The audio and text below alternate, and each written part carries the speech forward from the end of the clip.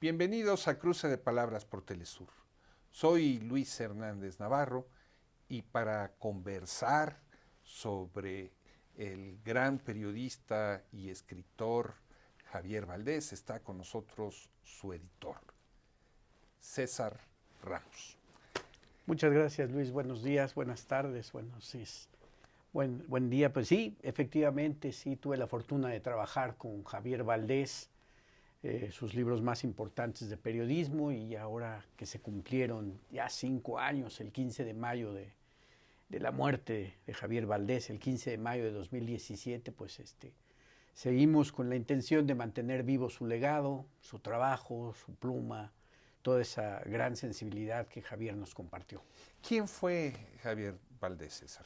Javier Valdés, bueno, puedo decir que hay varias facetas con las cuales yo me encuentro, me identifico con Javier Valdés. Una, la del periodista, que es la principal como parte de nuestro trabajo editorial, y otra como la de amigo, que con el paso de los años, pues con el acercamiento para planear los libros, para planear los temas, las portadas incluso, pues tuve una relación estrecha con él, tuve una relación que pues nos llevó a hacer a veces plantearnos confidencias, amistad, hablar de la familia, los hijos, y bueno, pues el trabajo del día a día en el que pues supe de su labor como periodista y de sus hallazgos como periodista, porque el trabajo, yo creo que Javier se distingue por su profunda humanidad, por su profundo acercamiento con personas a las que nadie hacía caso, para hablarnos del fenómeno del narco, del lamentable fenómeno del narco,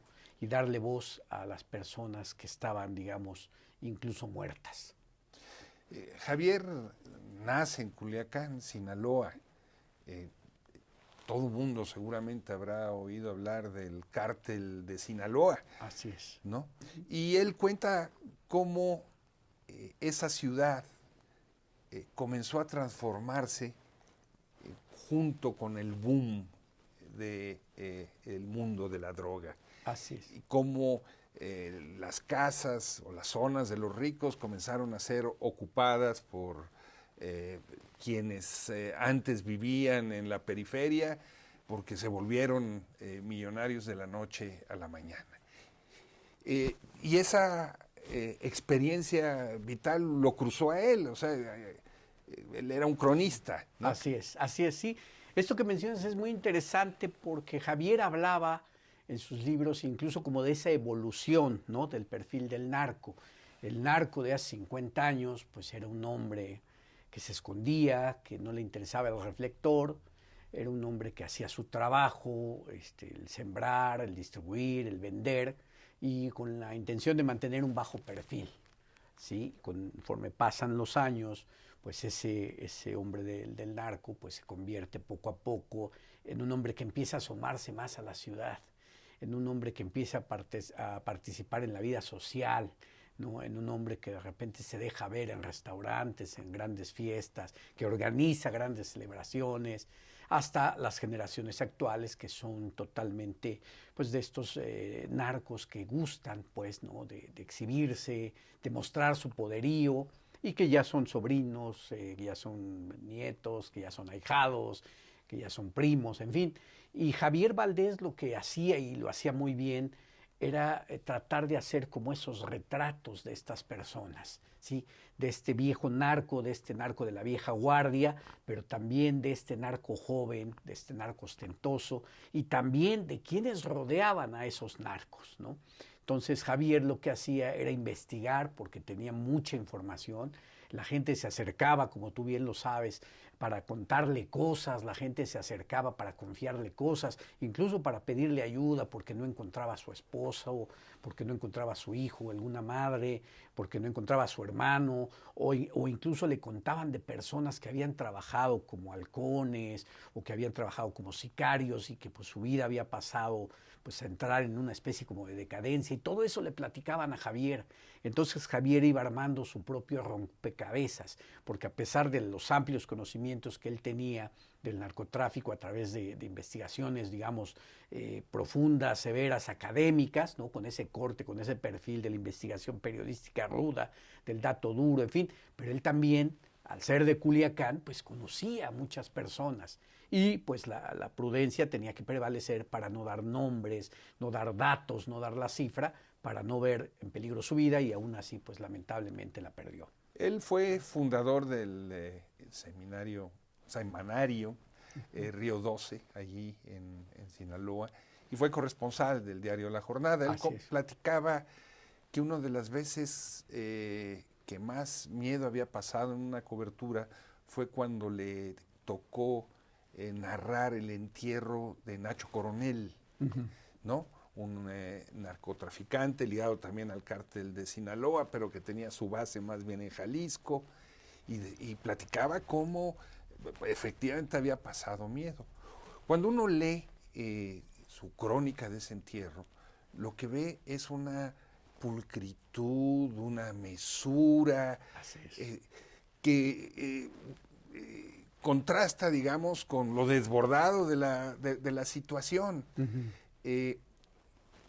En cambio, cuando uno ve sus crónicas que tú editaste, lo que ve es un cuidado enorme en no señalar nombres, en ir contando las historias desde los flancos para llegar al centro del asunto. Nunca rehúye a llegar a la nuez, pero como que le da esa vuelta. En cambio, a la diferencia de ese tipo de crónica periodística que hacía, tú que como editor de él, me imagino que platicabas de estas cosas, de sus recursos literarios. ¿Cómo era esto, César? Mira, esto que mencionas me resulta muy atractivo porque voy a contar una historia que voy a alterar, obviamente. En uno de sus libros, ahorita que mencionabas esto del entierro de Nacho Coronel, en uno de sus libros, él habla de que hay un día en la vida de una persona que va a dejar a su hija a la escuela, ¿no? Entonces esta persona de repente, pues un miércoles, jueves cualquiera, pues la conduce como padre de familia, va platicando, va diciéndole, pues cómo van las materias, cómo te encuentras, cómo van tus estudios, hay que echarle ganas, en fin. Y de repente, por azares del destino, un carro se atraviesa, otro se adelanta, uno recula, retrocede y luego otro sigue y acelera la marcha, se escucha el taca, taca, taca, taca de las metralletas, se va y se estampa el otro carro, ellos se detienen, el que conduce con su hija se detiene de manera abrupta, porque esto es una escena cotidiana, pero a la vez una escena salvaje de lo que pasa en Culiacán.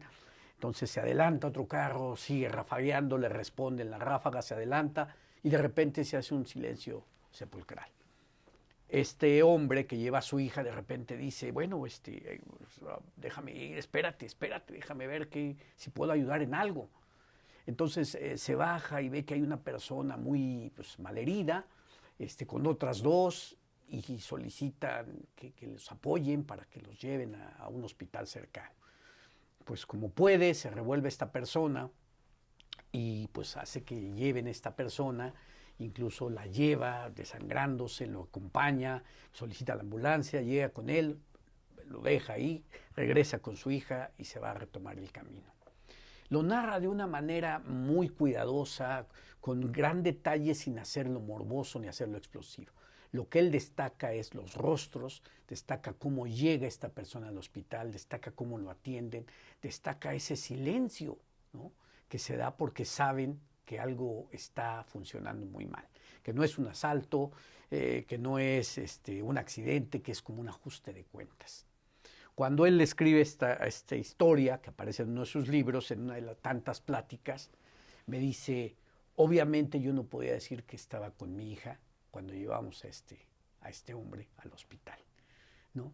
Entonces él sabía quién era y sin embargo, por humanidad, lo acompaña, porque se atravesó en su camino, no porque él tuviera que ver con esta persona, no porque él tuviera algún interés de quedar bien, él mantuvo su línea neutral todo el tiempo, trabajó sus investigaciones, pero sorprende muchísimo cómo la misma vida también lo pone en esa circunstancia, se vuelve un testigo primordial de este suceso y nunca lo alardea, lo maneja, como tú lo bien dijiste, como una crónica de lo que se vive en el narco en Culiacán. Y es magnífica. ¿Por qué? Porque no le pide nada a la ficción, no le pide nada al trabajo, digamos, de imaginación de los narradores, de los grandes novelistas.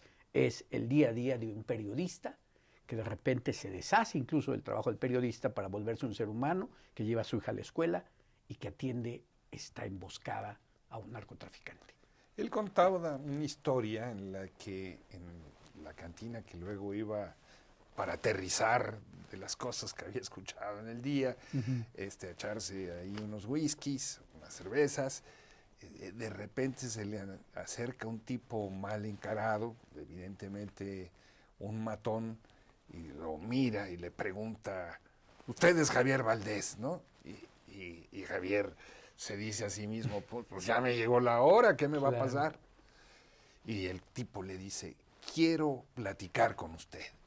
Y se sienta y le dice, yo soy un sicario. Y le comienza a contar la historia de la noche a la mañana, sin ninguna doble intención ni triple intención. Él era como un gran escuchador, ¿no? Así es, sí, sí, sí. Esto, híjole, sorprende muchísimo porque Javier también era un gran amigo. Daba muchísima confianza, bromeaba todo el tiempo y hacía bromas de las personas que conocía y hacía bromas de él. Entonces lograba como una empatía con las personas y nosotros, por ejemplo, los que hacemos la editorial, muchísimas veces nos preguntábamos cómo esta persona tan bonachona, tan amable, tan simpática, porque también tenía mucho de niño Javier, como de niño grande, era ingenuo a veces, era una persona creída, era una persona entregada. Y entonces también había ocasiones en las que ese niño, decía uno, ¿cómo le hace para cubrir tantas cosas terribles? ¿Te parece, César, si vamos a una pequeña pausa? Adelante, muchas gracias. Amigos, amigas, no se vayan, volvemos en muy breves instantes.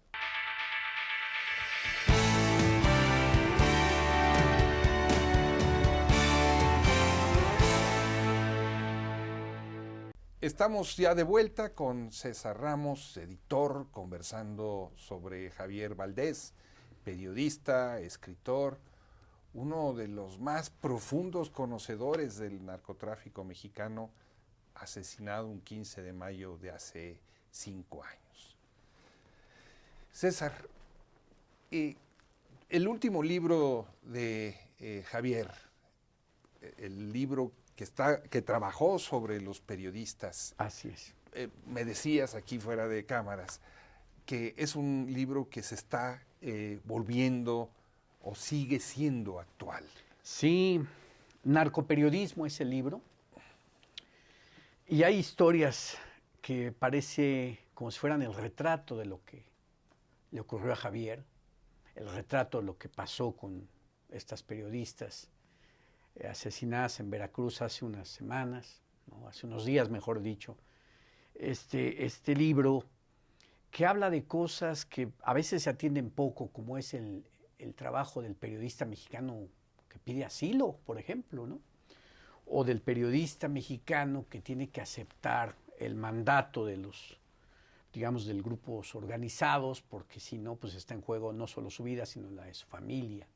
Entonces, Narcoperiodismo se vuelve un libro permanente, un libro en el que pues, pasan los gobiernos, pasan los sexenios y se sigue atentando contra los periodistas, se sigue matando periodistas y puede ser desde razones pues a veces tan absurdas como no estar de acuerdo con una columna porque no habló bien de mí o simuló o insinuó que estaba haciendo mi trabajo de manera despótica como pasa con el narco. O también a veces se pregunta uno, pues el gobierno y el narco, esta mezcla tan extraña que se oculta, pero que todo mundo sabe que permanece, que trabajan a veces coludidos. Y pues este libro habla de todo esto, ¿no? De los periodistas que pues, entregan su vida con gran pasión y de manera a veces hasta delirante, a veces sin tener bien pagado el salario, sin saber cómo llevar el dinero a casa, pero preocupados por contar una verdad, o de esos periodistas también que lo cuentan y lo cuentan de una manera trágica, que de alguna manera pues tienen que decir, bueno, pues tengo que trabajar para el área de comunicación social de tal gobierno, oye, pero si tú eras combativo, si tú eras así, pero pues no hay modo donde hacerse, no puedo ejercer en otro lado. Y todas estas revisiones sobre el periodista en México las hace Javier en Narcoperiodismo y cómo la delincuencia organizada pues permea todo este trabajo y cómo la delincuencia organizada está como una especie de visor, una especie de juez, ¿no? Que en cualquier momento puede hacer a un lado a este por incómodo, o en cualquier momento puede cooptar a este, o puede pagarle a un periodista para que hable bien o para que no hable. Entonces, ese es un libro que está retomando otra vez pues cierto aire, cierto empuje, porque lamentablemente, insisto, pues es también como la vida de Javier, en lo que puede acabar un periodista, o también lo que Javier vio con sus compañeros, que pues tienen miedo, que de alguna manera pues hacen su trabajo como periodistas, pero están amenazados y que sienten que en algún momento les va a tocar a ellos. Si uno quiere nombres de grandes narcos, de sus vínculos con la política, no lo va a encontrar en los libros de Javier. No es su orientación. Así. Sin embargo, él cuenta con recursos que parecen extraídos de la ficción, el mundo del narco, mucho mejor que el que señalar que si fulano o que sutano. Recuerdo una historia que él platica de un músico muy famoso que de repente está abandonado porque su grupo creció a la sombra de un narco, hasta Chicago fue a dar en sus recitales, y luego cuando el narco cae, el músico se queda prácticamente desempleado porque los otros cárteles ya no lo quieren contratar. Esto es un recurso que parece extraída de una novela de la más fantasiosa ficción, pero que es realidad. Así es. Pero que nos cuenta el corazón del mundo del narcotráfico, mucho más que esos nombres de Así es. Tú como su editor, ¿cómo veías ese tipo de recursos? Estas cuestiones a nosotros nos llamó profundamente la atención porque sabíamos que esos eran los ejemplos universales que hacían que este periodista tuviera cabida en todo el periodismo combativo, ya sea el que está denunciando en Monterrey, ya sea el que está denunciando en Tamaulipas, ya sea el que está denunciando en Guerrero. ¿Por qué? Porque Javier Valdés utilizaba, espero que se me permita decirlo de esa manera, utilizaba modelos de ciudadanos, ¿sí? A esa madre que le desaparecen a su hijo es la misma que lo busca en Tamaulipas, la misma que lo busca en Guerrero, la misma que lo busca en Sinaloa, la misma que lo busca en el Estado de México, ¿sí? A ese muchacho que trata de negociar con el narco la liberación de su hermano es el mismo muchacho que está tratando con el crimen organizado para que dejen a su hermano en Ecatepec o para que lo dejen en Jalapa, ¿sí? Entonces Javier Valdés podía armarnos una especie como de microhistoria del fenómeno del narco con sus jerarquías, ¿sí? Con sus altos y mandos medios, y entonces con eso nos permitía entender cómo funcionaba después a gran escala. Como tú bien lo dices, no había nombres, no había apellidos, pero había muchas claves y había muchas cosas que decían, pues sí, funcionan las cosas de esa manera, porque el soldado o el ministerial tenían que ver con el narco, ¿sí? Y porque el narco contrataba a su policía o a la policía para que no molestaran y pudiera trabajar. O porque el gobierno, con tal de recibir dinero y sin necesidad de dar nombres, sabían que la escala corporativa criminal crecía. Y todo eso lo decía Javier Valdés en sus crónicas. Cuando tú bien lo dices, se acercaban, pues la gente le contaba todo. Estoy buscando a un hermano, mi esposo tiene una semana que no viene, oye, fíjate que yo soy sicario, oye, fíjate que yo estoy perdido en el mundo de las drogas, regálame una moneda. Entonces todos esos personajes se vuelven una galería y se vuelven personajes símbolo, ¿sí? Del trabajo de Javier Valdés. Desde su primer libro con nosotros, que es Mis Narco, que había mujeres que no necesariamente eran las reinas de belleza, que era lo que tenían los reflectores, las buchonas, ¿no? Había mujeres que de alguna manera se habían metido con narcos porque se enamoraron, porque pensaron que esta persona no era narco, o porque de alguna manera pensaron que él lo podía dejar, y de repente se vuelve todo este fenómeno social retratado perfectamente con la pluma de Javier Valdés. ¿Qué pasó con Levantones? que se empieza a dar este problema de que tomaban a personas migrantes, tomaban a personas de una ranchería de Chiapas y las mandaban a trabajar a tal o cual lugar para el narco.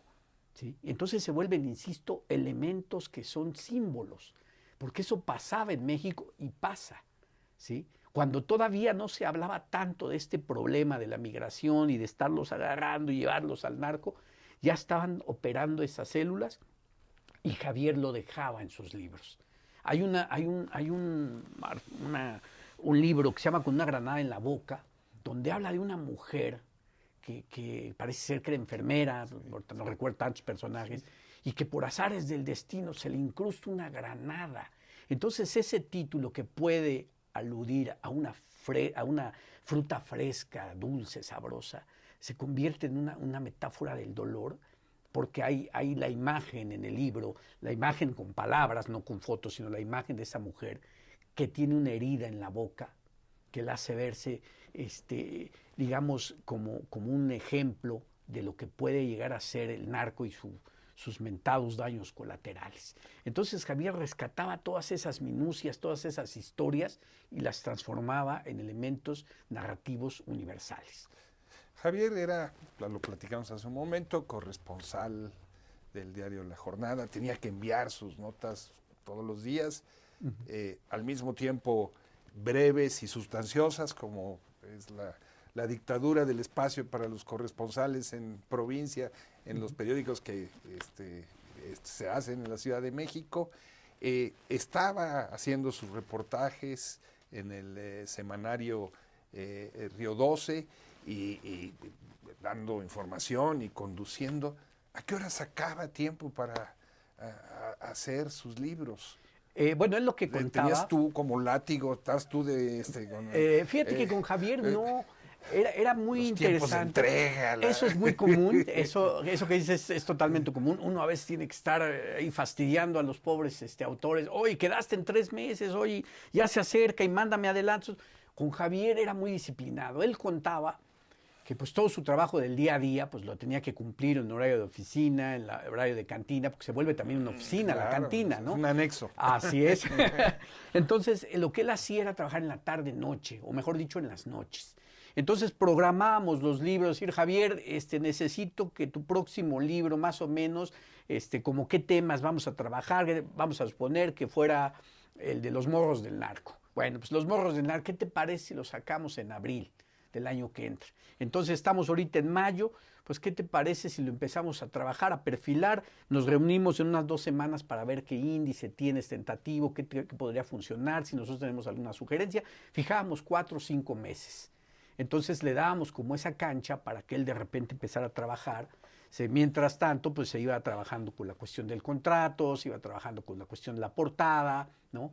Y entonces pedíamos adelantos. Oye, Javier, pues mándanos un adelanto, como porque, perfecto, bueno, mira, ¿por qué no le metes más por acá? ¿Por qué no trabajamos más por acá? Oye, hay historias, haznos un listado, quizá puedan funcionar estas. Y entonces cuando estaba, digamos, la fecha acordada que fuera 15 de octubre, el 18 de octubre, la fecha acordada para la entrega, unas 2 semanas antes yo ya hablaba con Javier para decir cómo vamos, Javier, perfecto, vamos bien, estoy tratando de darle la última pasada, te recuerdo que tenemos el 18, Javier, por favor. Era muy puntual en sus entregas, nunca tuvimos un problema de, oye, voy a necesitar, porque era muy disciplinado, ¿sí? Era una persona que, como te digo, trabajaba el día a día, sus horarios de oficina y de cantina, y en sus cuestiones de libros se encerraba, trabajaba. Hicimos una dinámica también curiosa, simpática. Yo le grababa discos. A mí me gusta mucho el rock, entonces yo le grababa discos de rock. Pues él había sido más bien folclorito venceremos de joven, ¿no? Le gustaba sí, más bien pero, la nueva trova y esas cosas, ¿no? Tenía su grupo de joven. Sí, pero curiosamente cuando ya platicábamos, pues hablábamos de grupos como Savoy Brown, 10 Years After, Rolling Stones. Entonces yo le grababa discos. Sabina siempre lo llevaba. Sí, le gustaba, sí. Era Entonces, luego él me platicaba, estoy aquí tecleando y estoy oyendo el disco que me mandaste o que me regalaste, tal. Entonces, era disciplinado y entregaba siempre cosas, la verdad, de un gran nivel. Siempre. César, como parte de los homenajes necesarios a Javier y de la recuperación de su vida, su legado, ustedes están organizando un concurso Así es. que lleva Sí, su nombre. así es. Nosotros llevamos ya con esta, va a ser la 4ª emisión del Premio de Periodismo Javier Valdés Cárdenas. Este premio nace después de la muerte de Javier y nace con la idea de refrendar su trabajo, con la idea de honrarlo, de recordarlo, y es un premio que de alguna manera busca, ¿sí?, replicar las obsesiones, las preocupaciones de Javier. Es un premio a los periodistas que de alguna manera están tratando por sacar una investigación que denuncie todos estos padecimientos sociales. Es un premio que le abre un espacio a quienes se ocupan del deterioro del tejido social, quienes se ocupan de darle voz a las víctimas, como tanto lo hizo Javier Valdés Cárdenas, que es una de sus principales características. Y es un premio que va a ser bianual, y que, por ejemplo, se dieron a conocer las bases el 15 de mayo, que se cumplieron 5 años de la muerte de Javier, y que se fallará el siguiente año para que salga muy cercano a otra fecha del aniversario luctuoso de Javier. Entonces es un premio para todos los periodistas que están en México, que viven en México, y aunque no sean mexicanos, pero que tengan como 5 años de residencia en el país, e insisto, y que sea un premio que se preocupe por dar a conocer investigaciones sobre el deterioro social, sobre la injusticia, sobre el crimen organizado, pues estas preocupaciones que marcaron los textos de Javier Valdés. Hay un libro póstumo que es una especie de compilación de distintos materiales de Así Javier. es. Sí. Pero más allá de ese libro, para el lector potencial que no se ha acercado aún a la obra de Javier, ¿tú qué libro recomendarías de él? Yo creo que serían 2, porque son también un parteaguas en el periodismo. El de Los morros del narco, sin duda, porque Javier de repente puso la mirada en los niños, en la niñez, como sicarios, como huérfanos, como niños que salen a la calle y tienen familia narco. ¿Por qué pasan estas cosas? ¿Por qué se meten al narco? ¿Por qué se meten a las drogas? O el de Miss Narco, porque como decíamos hace rato, pues si no solo son las buchonas, no solo son las mujeres muy guapas de Sinaloa o de otros lugares que además se operan para verse más guapas, no. También hay esa mujer que era la hermana del narco, la mamá del narco, la enfermera, la policía, aquella mujer que también se encargaba de enfrentar al narcotraficante. Entonces yo creo que tanto Miss Narco como Los morros del narco pueden ser una referencia inmediata para aquellos que quieran acercarse a la obra de Javier, no solo los periodistas, porque insisto, como lo comentábamos hace rato, los modelos, los símbolos que tiene Javier de la condición humana son realmente sorprendentes. Tú lo advertiste hace rato, no le piden nada a la ficción y están descritos con una sencillez, con una llaneza y con una frontalidad que conmueven y sorprenden. Hay ocasiones en las que cuando uno lee situaciones de violencia o de desgracia, se abruma. No es lo que uno que quisiera leer en cierto momento. ¿Tú crees que la prosa de Javier logra evadir, digamos, estas trampas de un libro que es también una denuncia? Sí, mira, voy a decir quizá una barbaridad, pero lo digo con toda franqueza.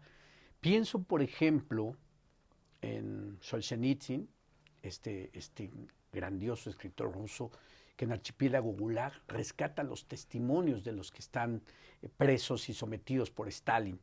O pienso en Svetlana Alexievich, cuando en sus libros platica o rescata las voces de quienes participaron en la Segunda Guerra Mundial. Pues Javier Valdés hace algo similar con quien vive la guerra del narco, ¿sí? Porque pudo haber platicado o revelado lo que él sabe o sabía sobre cómo operan pues los poderosos de los cárteles, pero no, se acercó a las personas de a pie.